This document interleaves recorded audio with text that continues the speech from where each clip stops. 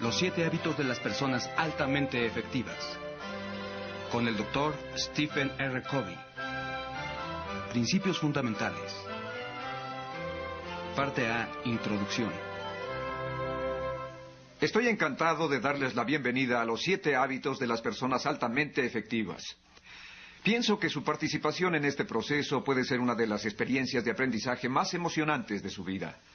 El propósito esencial de los 7 hábitos de las personas altamente efectivas es aprender cómo conducir su vida en una forma realmente efectiva. Para describir qué es el material de los 7 hábitos, permítanme compartir con ustedes lo que no es. No es un programa de remedios rápidos, no es un programa de un mes, es un proceso de crecimiento y desarrollo personal e interpersonal que requerirá no solo de grandes esfuerzos continuos, sino también de mucha paciencia. Como sabemos, el crecimiento y desarrollo reales no pueden llevarse a cabo en una noche. Deberán pagar un precio durante un largo tiempo para cosechar los beneficios de estos hábitos. Implantar los 7 hábitos será un ascenso personal, como escalar una montaña. No será fácil, será un reto. Al ascender la montaña, por decirlo así, con el material de los 7 hábitos, estarán muy conscientes de la grava suelta, es decir, de las piedras sueltas en sus vidas. Pueden resbalarse eventualmente, quizá aún caerse 1 o 2 veces. Sentirán ustedes la fuerza de los antiguos hábitos en su contra. Pero les aseguro que al continuar su ascenso y soportar el esfuerzo, comenzarán a sentir un nivel de emoción y de logro de alturas totalmente nuevas en su vida, de niveles más y más altos de efectividad. Aplicando este esfuerzo, pueden esperar aumentar su capacidad para lograr sus metas personales y profesionales y desarrollar mejores relaciones de trabajo con sus asociados y con todos sus seres queridos. En suma, pueden esperar volverse más efectivos. Considero que la manera de obtener lo mejor de los 7 hábitos es tener criterio amplio, estar abiertos al autodescubrimiento. Participen realmente, busquen maneras de aplicar e implantar estos hábitos en su vida. Nuestros hábitos forman nuestro carácter. Tal vez hayan escuchado la cita, siembra un pensamiento y cosecharás una acción. Siembra una acción y cosecharás un hábito. Siembra un hábito y cosecharás un carácter. Siembra un carácter y cosecharás un destino. Para nuestros propósitos definiremos un hábito como la intersección del conocimiento, la habilidad y el deseo. El conocimiento es el componente teórico, el qué hacer y por qué hacerlo. La habilidad es la parte práctica, el cómo hacerlo. Y el deseo es la parte de motivación, el querer hacerlo. Para que algo en nuestras vidas se vuelva un hábito, literalmente debemos tener los 3 componentes. Los hábitos son factores poderosos en nuestra vida. Constantemente expresan nuestro carácter. Determinan el nivel de nuestra efectividad o inefectividad. En palabras de un poeta inglés, primero creamos nuestros hábitos, luego los hábitos nos crean a nosotros. Los 7 hábitos son sencillamente sentido común organizado. Pero recuerden que el sentido común no siempre es práctica común. Los invito a hacer la inversión, a dedicar el tiempo y el esfuerzo, a enfocarse en la clase de cambios que deben encarar consistente y permanentemente para desarrollar estos hábitos. Ahora intentaré dar un panorama general de cada uno de los hábitos. Hábito 1. Ser proactivo. Básicamente significa que su vida es producto de sus valores y no de sus sentimientos. Que su vida, o la vida de su organización, es producto de sus decisiones, no de sus condiciones. Lo opuesto a ser proactivo es ser reactivo, lo que significa que su vida es una función de sus sentimientos, sus estados de ánimo, sus impulsos, de la actitud de otra gente. El principio fundamental del hábito 1, ser proactivo, es asumir responsabilidades. El concepto es que Usted y yo tenemos la capacidad de elegir nuestras respuestas. Hábito 2, comenzar con el fin en mente. Básicamente significa que todas las cosas se crean 2 veces. Y el hábito 2 es la primera creación.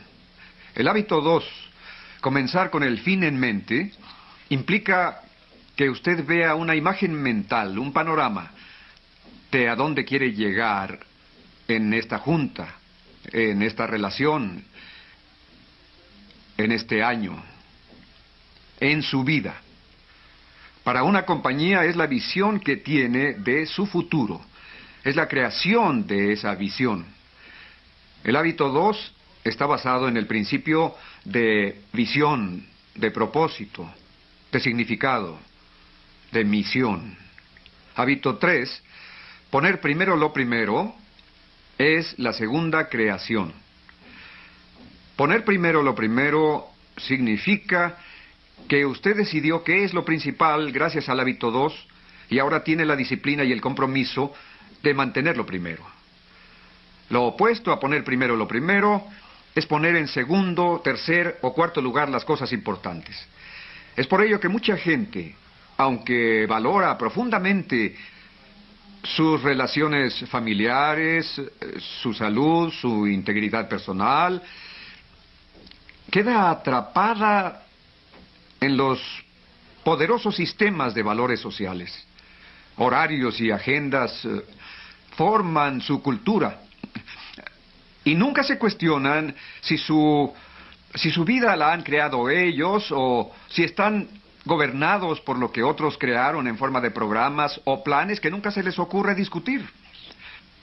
Entonces se suben a la escalera del éxito y llegan hasta arriba solo para darse cuenta de que la escalera está apoyada en la pared equivocada. Comprenden en su lecho de muerte que a nadie nunca le importó que pasaran tanto tiempo en la oficina. Como dijo Goethe, las cosas que importan más nunca deben estar a merced de las que importan menos. Hábito 4, pensar, ganar, ganar. Es el hábito del beneficio mutuo. El paradigma o principio fundamental es la abundancia. Hay mucho para compartir. Así que no hay que sentirse amenazados por la fuerza de otras personas. Pueden nutrir la competencia a su alrededor al más alto nivel. No es una amenaza. Pueden compartir conocimientos, reconocimientos, logros, ganancias. Lo opuesto a la abundancia es la escasez. Es como un pedazo de pastel, siempre parece chico. Si usted gana un premio, entonces no lo gano yo. Si comparto mis ganancias, voy a tener menos. El hábito 4, pensar, ganar, ganar, viene del principio de abundancia y no de escasez, lo que significa que el pastel puede ser cada vez más grande. Hábito 5, buscar primero entender, luego ser entendido. Es el hábito de la comunicación empática, que significa que lo primero siempre es entender. El maestro estudia, aprende antes de enseñar. El doctor diagnostica antes de prescribir. El abogado investiga antes de desarrollar su caso. Entiendan primero antes de buscar ser entendidos, antes de buscar contribuir, antes de emprender acciones, antes de tomar una decisión. Hábito 6, sinergizar, es el hábito de la cooperación creativa. Buscando entender, creamos algo que antes no estaba ahí. Requiere altos niveles de cooperación. El principio detrás del hábito 6 es el principio de que 1 más 1 puede ser igual a 3, 4, 10, 20, 1000. Es el principio de que sincronizando 2 mecanismos se logra algo mejor que la suma de los 2 separados. Es el principio de valorar las diferencias, no solamente tolerarlas, no simplemente aceptarlas, sino celebrar las diferencias. El hábito 7 se llama afilar la sierra. es el principio de la renovación, el principio del aprendizaje continuo, del progreso continuo, de la mejora constante. Está basado en el principio de que tenemos la capacidad de cargar nuestras propias baterías. Lo opuesto al hábito 7, afilar la sierra, es dejar que la cuchilla se desafile, dejar que la mente se atrofie, dejar que el cuerpo pierda su tono y su vitalidad con comida chatarra, sin ejercicio, tratando de vivir una vida de hedonismo, en busca de placeres fáciles, en vez de una vida de contribución y servicio. Este hábito renueva a los otros 6 hábitos.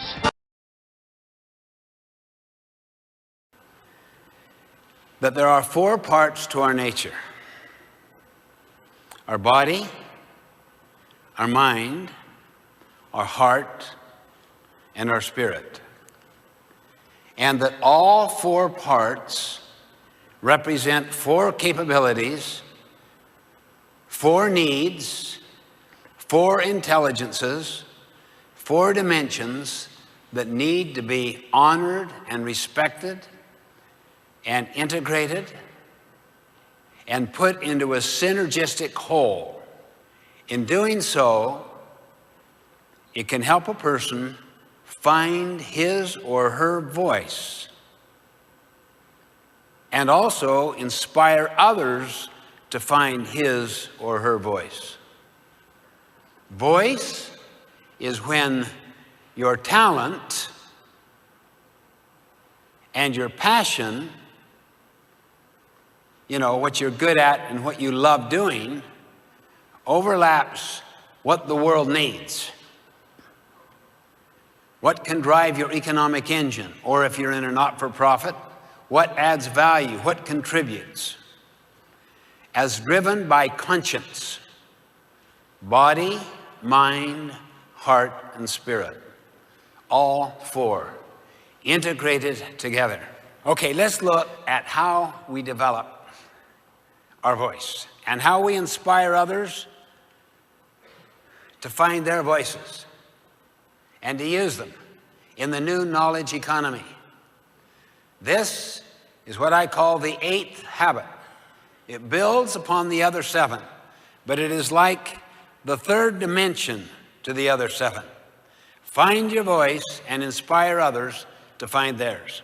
To understand that a whole person has 4 basic needs: to live for the body, to love for the heart, that's relationships, to learn for the mind, and to leave a legacy, to matter, to contribute. These are the highest manifestations of the 4 intelligences: vision, discipline, passion, and conscience. And when the first 3 are governed by conscience, I'll guarantee you it will change the world. It will lift the world. Compare a Gandhi with a Hitler. What one word separates those 2 individuals from what you see up here on the slide? It's conscience. Because both were visionaries, disciplined, and passionate. And Gandhi not only had conscience, in his vision, he saw an independent India, way beyond the vision and scope of the people of India. And he brought England to its knees, liberated 300 million Indians, and never was elected to any office. He never held a position. His authority was moral. He had no formal authority. It was moral authority. That is the essence of leadership. Management is formal authority. Management is position. Leadership is moral authority. Leadership is a choice. And anybody can exercise it at any level. Let's look at the question, why is this 8th habit so relevant today?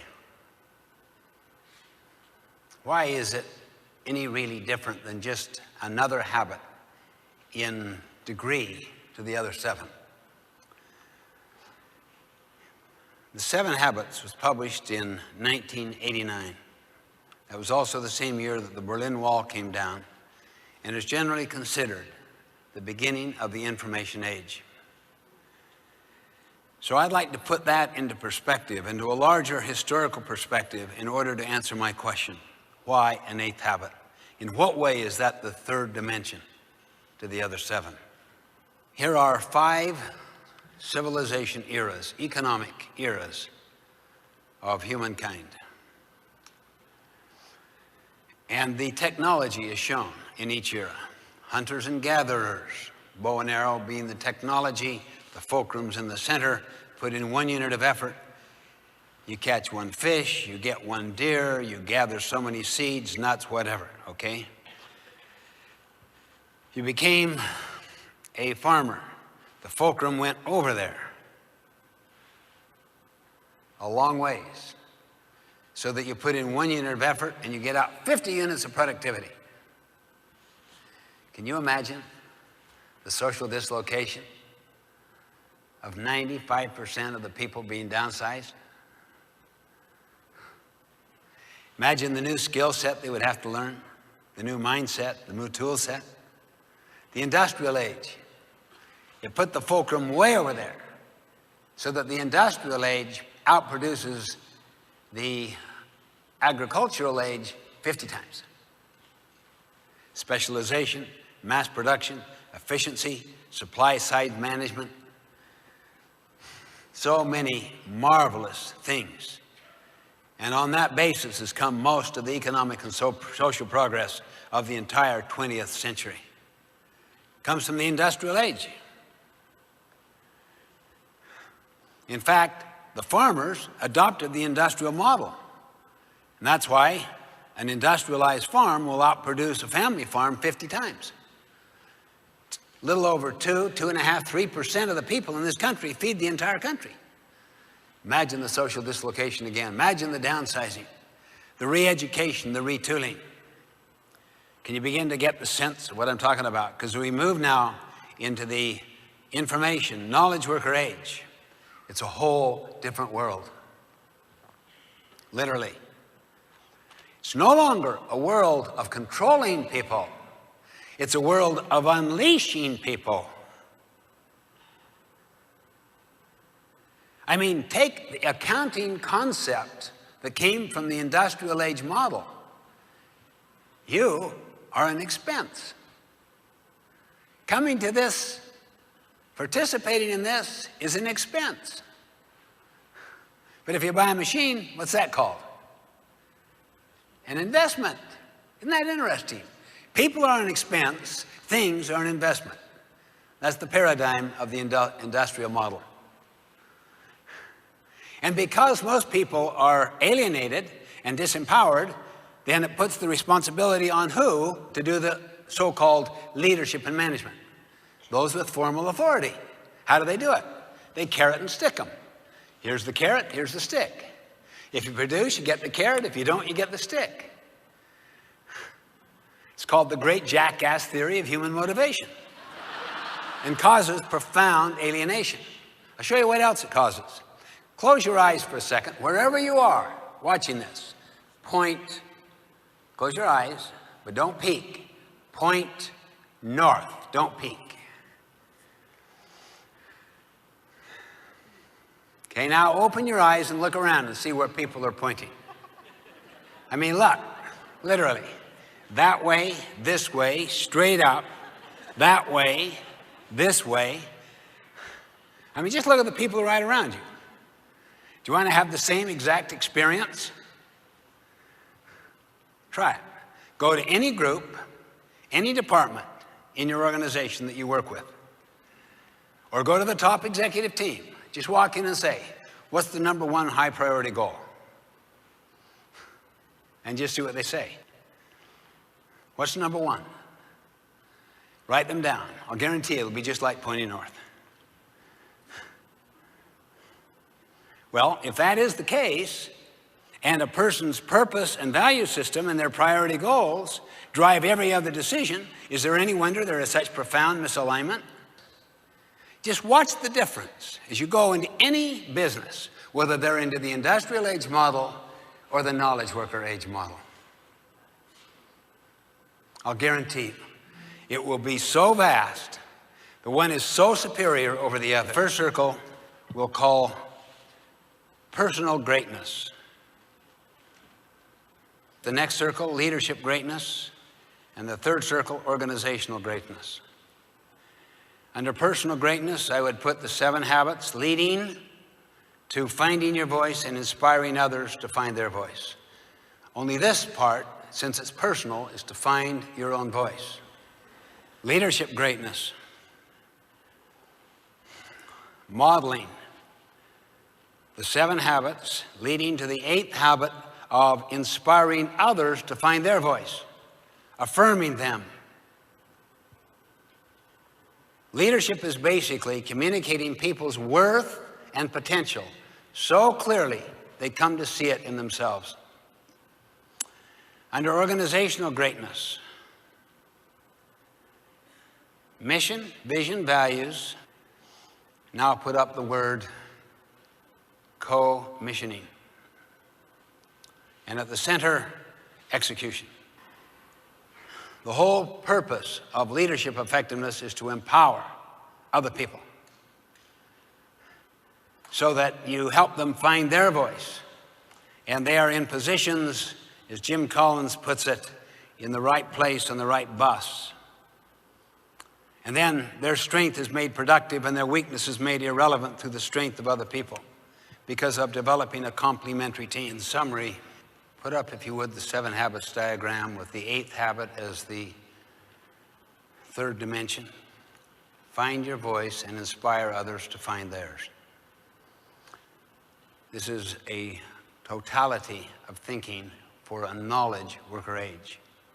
If you want to get the most from this presentation, teach it at home and at work shortly after you learn it. In doing so, you will learn it better, you'll commit to live it more, and it will make your own growth and change legitimate in other people's eyes because they see you actually learning. And remember, finally, in the words of Teilhard Chardin, we are not human beings having a spiritual experience. We are spiritual beings having a human experience.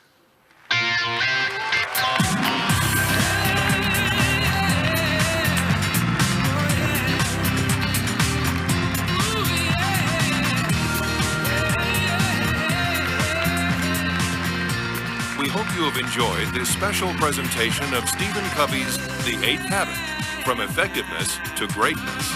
For a copy of this program or any of Better Life Media's programs, visit our website at www.betterlifemedia.com.